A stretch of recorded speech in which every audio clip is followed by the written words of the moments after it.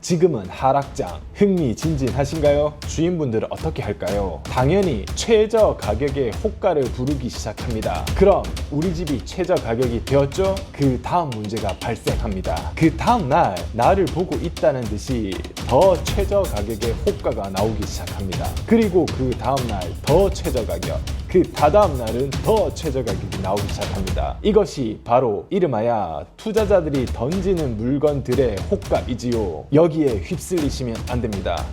가격은 어떠한 경우에라도 상, 중, 하로 나누어 가격을 정할 수 있습니다. 가장 중요한 사항부터 체크하고 가겠습니다. 지금은 하락장입니다. 그래서 누가 힘이 세다? 매수인, 그리고 매수인 편에 가까운 중개사들이 힘이 가장 셉니다. 이 부분이 가장 중요한 것.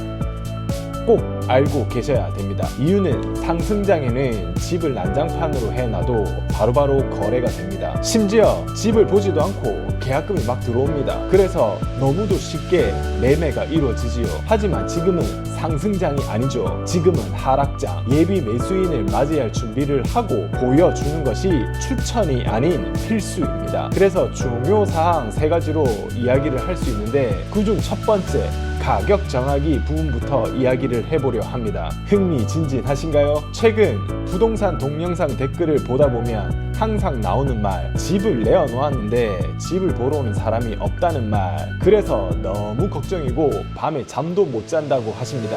그럼 이렇게 시간이 한 달, 2달 지나고 나면 주인분들은 어떻게 할까요? 당연히 최저 가격의 호가를 부르기 시작합니다. 그럼 우리 집이 최저 가격이 되었죠? 그 다음 문제가 발생합니다. 그 다음 날 나를 보고 있다는 듯이 더 최저 가격의 호가가 나오기 시작합니다. 그리고 그 다음 날 더 최저 가격, 그 다다음 날은 더 최저 가격이 나오기 시작합니다. 이것이 바로 이름하여 투자자들이 던지는 물건들의 호가이지요. 여기에 휩쓸리시면 안 됩니다. 바깥 한번 바라보시고 심호흡 한번 하고 다시 천천히 가격 조정을 하셔야 됩니다. 네이버 부동산과 호객 노노를 들어가셔서 먼저 거래됐었던 가격을 살피시고 최저가가 아닌 평균 시세를 확인하십시오. 그리고 나온 가격을 상, 중, 하로 정하시는 겁니다. 꼭 3단계로 정하십시오.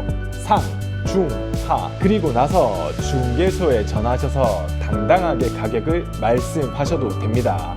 지레짐작으로 이 가격은 비싸니 싸니 하실 필요가 없습니다. 왜? 나는 가격을 이미 조사했기 때문입니다. 흔히 말하는 저가의 금매들은 그들만의 리그와 그들만의 이유가 존재합니다. 신경 쓰실 필요가 없다는 얘기이지요. 그 가격을 쫓아서 내놓는 것은 정말 바보 같은 짓입니다. 왜냐? 나는 당장 돈이 필요하지 않기 때문입니다. 당장 돈이 필요해서 집을 내려고 한다. 그러면 어쩔 수가 없겠지만 그렇지 않다면 절대적으로 이 가격을 따라가실 필요는 없습니다. 여기서 중요한 키포인트가 하나 발생합니다. 처음에 말씀드린 힘 있는 사람은 누구라고 기억하시는가요? 예, 매수인과 매수인의 편에 있는 중개소가 힘이 있다고 말씀드렸습니다. 그렇다면 매수인의 편에 있는 이 중개소는 되도록이면 피하시고 나의 입장을 조금이라도 대변해 줄 수 있는 매도인의 입장과 상황을 이해하는 중개소에 물건을 내어놓는 겁니다. 그렇지 않으면 내 물건 값을 헐값에 넘기는 불상사가 일어나게 되지요. 그럼 매수인 편인지 매도인 편인지 확인할 수 있는 방법이 있을까요? 네, 전화 걸어보시면 바로 알 수 있습니다. 집을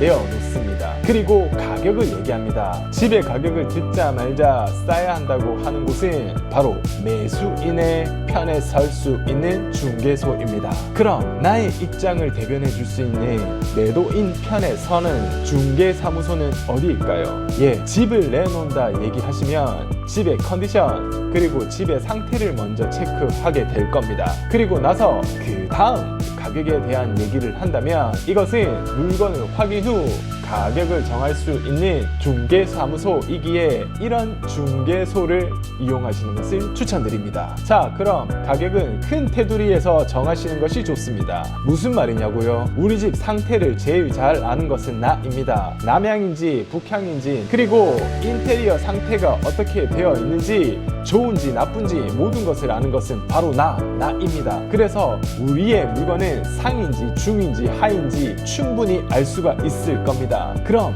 가격도 여기에 맞추어 상, 중, 하로 나누어 거기에 맞추어 물건을 내놓으시면 됩니다. 겁먹을 필요 없으십니다. 여기에서 가격은 정해집니다. 물건은 아시겠지만 중개소에 내어놓는 것만으로도 충분합니다만 요즘은 집의 컨디션을 사진으로도 담을 수 있으며 이를 활용한 어플들도 많이 있답니다. 대표적인 예가 당근이겠죠. 직거래 카페도 많이 있습니다. 여기에 하시면 조금 더 나은 홍보 방법을 선택하신 겁니다. 여기에도 부족한 부분이 존재합니다. 바로 사진으로 담았던 나의 집 컨디션은 그냥 하나의 매물일 뿐입니다.